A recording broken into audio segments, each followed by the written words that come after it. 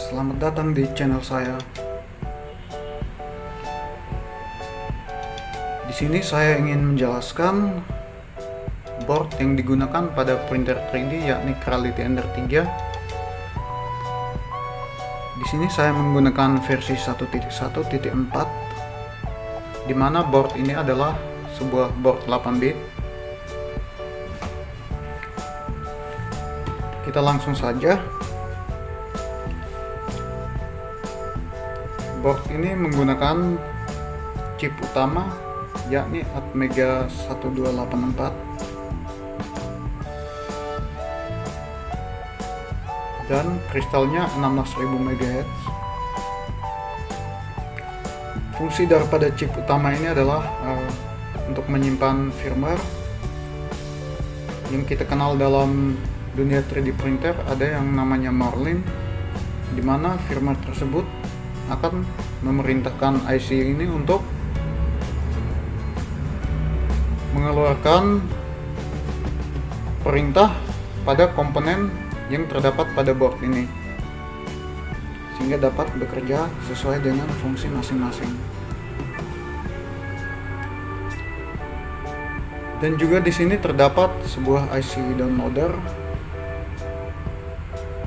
IC ini adalah CH340 dan juga IC ini membutuhkan driver ketika teman-teman menyambungkan kabel melalui port USB. Teman-teman akan mengeceknya di device manager pada PC ataupun laptop. Di sana teman-teman akan menemukan driver daripada IC ini. Lalu di sini terdapat 6 pin untuk ISP, di mana fungsi daripada pin-pin ini adalah untuk memasukkan firmware ke dalam chip utama ini. Di dalam IC downloader terdapat bootloader, sehingga memungkinkan kita untuk mengupgrade firmware melalui USB tanpa melalui ISP-nya. Dan di sini terdapat sebuah soket ini untuk LCD. LCD yang digunakan pada Creality adalah 12864. Di sini juga terdapat sebuah slot untuk micro SD, sehingga memungkinkan kita untuk mencetak melalui SD card. Dan tentu saja di dalam SD card-nya telah tersimpan G-code. Adapun beberapa soket di sini yang berbaris, kita mulai dari sini. Ini adalah soket untuk termistor untuk hot end. Termistor akan mendapat perintah dari firmware Marlin yang terdapat pada chip 1284 sehingga bisa mengontrol suhu, bisa membaca suhu berapa derajatkah yang akan kita butuhkan untuk memanaskan bahan pada printer 3D. Lalu untuk soket yang berikutnya adalah untuk termistor bed. Fungsinya juga sama seperti termistor untuk hot end. Termistor untuk hot bed bisa mengontrol suhu pada bed sehingga bisa memanaskan bed sesuai dengan pengaturan yang kita tentukan nantinya saat mencetak, karena masing-masing bahan memiliki pengaturan tertentu yang berbeda-beda. Lalu soket yang berikutnya adalah soket untuk limit switch. Di sini terdapat 3 soket. Ini untuk limit switch X, Y, dan Z.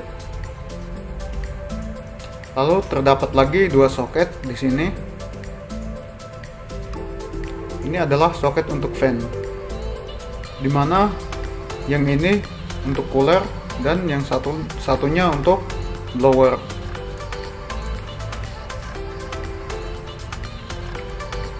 Cooler memiliki peranan yang penting sehingga tidak terjadi overheat pada hot end.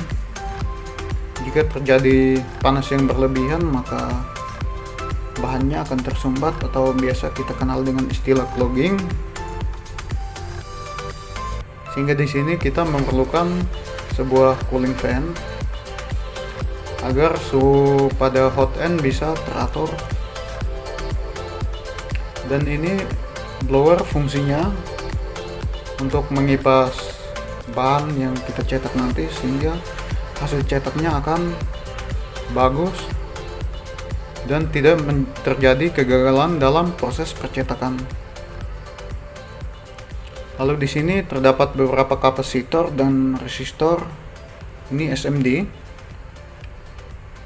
Jika salah satu kapasitor daripada limit switch jebol, maka kita akan mengalami trigger pada limit switch-nya.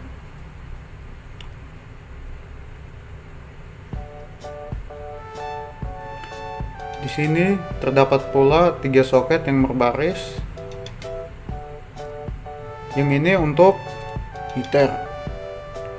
Ini untuk ketrik pada hot end-nya. Lalu yang ini untuk heatbed. Dan berikutnya adalah ini soket untuk tegangan 12 volt. Jadi kita bisa menambah kipas sesuai selera kita untuk mendinginkan mainboardnya. Ya, kita ambilnya dari sini karena ini 12 volt. Lalu yang berikutnya ini adalah soket untuk input tegangan. Jadi untuk Ender 3 kita bisa menggunakan 24 volt maupun 12 volt tergantung output daripada power supply-nya.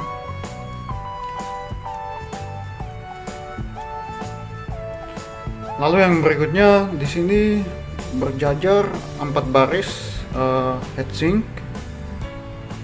Ini adalah untuk stepper driver.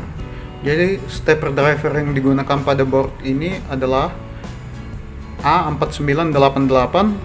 Di sini terdapat heatsink masing-masing sehingga tidak terjadi overheat. Dan di sini juga terdapat trim pot masing-masing untuk mengatur tegangan pada stepper. Lalu di sini terdapat sebuah heatsink. Heatsink ini di bawahnya, di balik heatsink ini terdapat 2 MOSFET, yakni untuk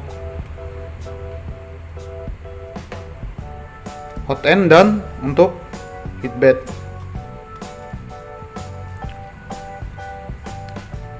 Lalu di sini terdapat 4 soket ini untuk 4 axis, yakni X axis, Y axis, Z axis, dan extruder. Mungkin cukup sekian penjelasannya mengenai board ini.